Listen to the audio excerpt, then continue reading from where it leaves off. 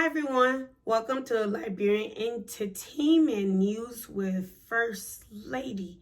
Today we're going to be talking about Juliet, Ibrahim, Monpleh, and then Jody Clark. But first today we're going to be talking about Monpleh and Jody Clark. So as you all know, Monpleh has an album coming up called Son of the Soil. And as well, he is going to be officially launching it on May 14th, which is this month. And Jody also has an album coming up called titled Son of the Soil. Basically the same title, Son of the Soil by Monpleh, Son of the Soil by Jody. So these two albums, I'm not sure a lot of people talking about it, but I noticed that a couple of fans under Jody's post were asking him that why does he have the same album title as Monpleh. And then this is what Jody responded to one of his fans. He said that, okay, so the person asked him and said, Skinny Buck Monpleh will soon be out with an album bearing the same name title of your unreleased album. So what's going on here? And then Jody replied, he said, Son of the Soil was named after my project album since my son was born in 2018. Dope music team and I've been pushing the project release date back for a while till we were ready. The artwork has been on Facebook several times.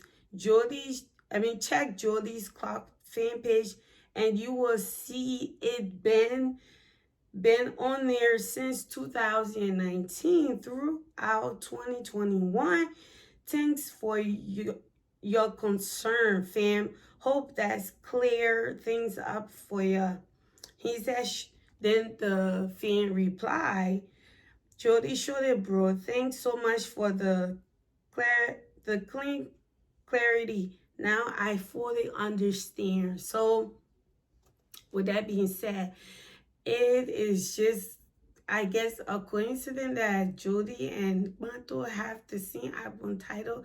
I'm sure this has happened before where entertainers have like the same album title, but what will separate those albums apart is how good that album would be, right? So yes, so I am definitely looking forward to both Son of the Soil by Monpleh and then by Jody. So you guys stay tuned for that. Jody said that he already pushed his album release date. There has not been no release date yet. However, Monpleh has a release date and he plans to release his album May 14th of this month. So you guys should go out and definitely stream that album. Monpleh is hoping that 2 million Liberians buy his album and hopefully we can support as well. And I'm hoping that numbers happen too, because one of these days that would really happen. Second story of today. So I saw an interview on Juliet. Juliet is a Nigerian media personnel and a lawyer. He basically interviewed some of the biggest notable actors in Nigeria, and he recently did an exclusive interview with Juliet Ibrahim, the Ghanaian actress who is Liberian, Lebanese, and according to reports, she's also Ghanaian. In the interview, because a lot of people are talking about it, and I wanted to say something too about it as well. In the interview, Juliet Ibrahim talked about her marriage, how she used to date this guy who she did not call his name, how he used to repeatedly rape her. He would tie her up lock her up in the house and repeatedly rape her, and she would tell him, no, I don't want to do it, I'm not interested in it, but he would still rape her and laugh at her. Watch the video just a little When bit. you told him what you just did is rape, he said, how can it be rape? We're in a relationship. But was I ready? That's the question. Yes. Did I say yes, I'm in the mood? I didn't. I kept saying no. Stop it. Stop it. You pin me down and you're doing whatever it is. And you're smiling. Say, don't worry. And you're kissing whilst I'm crying. Like, that means you're a rapist. And I had to leave. I had to leave that relationship. Yeah. I had to. I fought my way out of that relationship because he even locked me up in the house, in his house, for some days until my sister Sonia came to find me. That must have been fear. He must have been afraid of what you were. And then you must have been in panic for your life. Panic. I was scared. Like, what do I do? Because this guy is huge. He's taller than me. And imagine somebody pinning you down. He can raise you like this against the wall. Like, you'll be against the wall and you can't do anything. And you can just imagine. And guess what? He was every day. Oh, my God. Oh, yeah. And I'm not happy. You are saying that I'm not happy, but every day he wanted to do. Yes, that is the video of Juliet Ibrahim explaining to Juliet about what went on in a relationship. At some point, she was with a man who repeatedly raped her, even though she told him no, but he still continued raping her, but she did not call his name. And that is that. She also spoke about her marriage, her failed marriage, that one time someone reached out to her and said, oh, does your sister live here? I mean, to her sister, something like that. And according to what she said she found out that her husband was actually renting an apartment somewhere for another woman who was pregnant for him. So these are some of the things that she went through. And she's also talked about before we jump to the next topic, she spoke about, just check out the story about her husband cheating on her, and she finding out that her husband had rented a house for another woman who happened to be pregnant. So check it out. Someone close to my sibling asked him that, is your sister still married? Like, because I've been seeing her husband in an apartment that he's just rented for a lady, and the lady is pregnant. There was some sort of betrayal, like, you have money to rent for mistress, but you don't have money to rent for me, your wife. I wanted to be the one to rent it. That's going to be an insult for, you know how they say, oh, how can you be the one as a woman? So I have to wait for you, the man, to do it. But what hurt me most were the people that I called friends in the industry that were partying with them. That one pained me. When his mom called.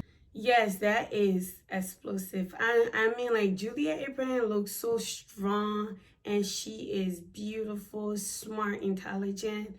And I'm really glad to, like, with everything that has happened with her, she is still strong and moving forward.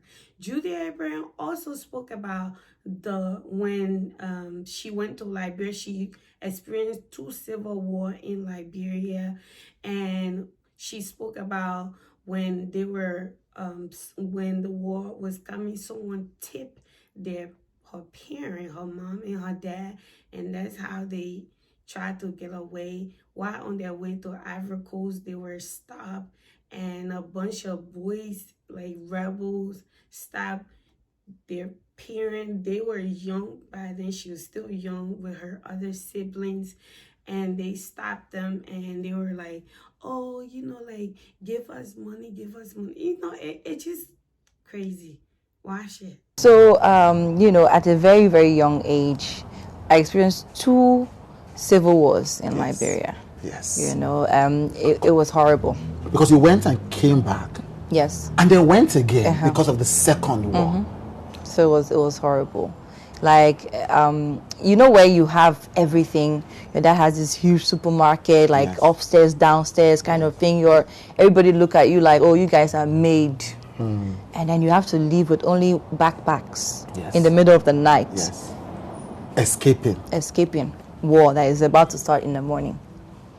You know, and the only reason why we found out was because my dad was very nice. My mom and dad were very nice to people. So somebody tipped them off in the middle of the Yes. night that this is about to happen. There's a border with Liberia and Ivory Coast. We got there, we can see across the river. This is Ivory Coast. Yeah. We're trying to go towards the canoe, and then these rebels come out. Yes. And I just remember we're in the car. My dad was like, we should wait. The kids, everybody, and my mom should wait. You know, we should wait in there. And the men came out, my cousins, all of them, and my dad, and they went to talk to the rebels. So they knew one of the rebels that were like, he was with the other guys, you know. And then they were talking back and forth. And the guy was like, give me all your money. Give me all. So like he wanted money and stuff like that. From what I remember, I just know my mom just handed over, you know, my sibling. I was like, she's getting down. So my mom got down and she just started like talking to the guys like, but we know you, like you've ate my food. One of the rebels who was dating a cousin. Oh yes. So she was like, you've been to my house, I've given you food before, you have eaten, and this one. So why are you disturbing my husband? Like that kind of thing. She went back and forth with them. And then the guys were like, no, if you don't give us it, we'll dig potatoes here. So dig potatoes is like they want to shoot between your feet and then you're going to be jumping up and down. Like, and we're just hearing. And then the kids were like crying and we're holding each other. And it was horrible. I just remember that they were shooting between her legs. My mom was jumping. And my dad too is at the back because she was like protecting my dad. But we were in the car, and then they got to the point where they said, everybody down. So imagine we're girls. You can just imagine the thoughts running through my mom. My mom said she wanted to like just faint, like today this will kill me if they try anything to my daughters. Yeah. You know that kind of feeling, right? And then jet bomber, those planes that can throw bomb down, was now flying. So the guys heard it. They said, take over, take over. Then they have this green leaf stuff that they make, like out of leaves, and they cover the cars because if they see movements. Talk about Juliet Ibrahim and some of the struggle that she has been through from war to Ghana, from Ghana, you know, how she struggled, and also dealing with an abusive ex who was repeatedly raping her and a cheating husband. But regardless of what Juliet Ibrahim has been through, she made it out. When a woman is strong enough, or just anybody, you know, look at someone like Johnny Depp, who is a superstar, and he came out and tell his story. And I know he was concerned about being a man to tell his story. That was amazing, and I'm very glad. And now he has so many people supporting him. Now, Julia Abraham, as a woman, being this strong and coming out and telling her story out there, she is inspiring generation of women, and you know, to be able to be confident no matter what you've been through, from experiencing Liberia's civil war to having an abusive relationship, marriage, a cheating husband, and someone having a boyfriend who's supposed to love you and respect you and care for you, repeatedly raping you. She is a strong woman. And I would like to say, Julia Abraham, you might not see my interview, but you are a true inspiration, girl, to a lot of young Liberian girls and African girls around the world. You might not know it, but you are a true inspiration, and I'm really glad you tell your story.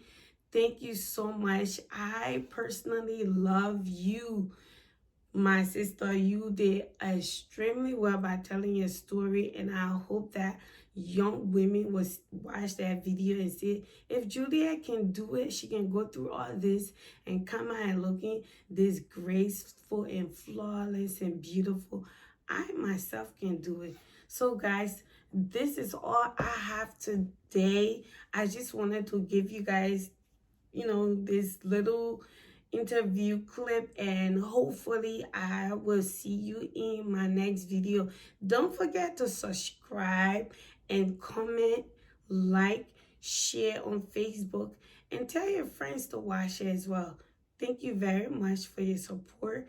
As you all know, I am just starting doing this. I used to do it before, but I'm picking back up again because there's a lot of stuff that I'm doing. But thank you all for your support. I will see you guys in my next video. Bye bye.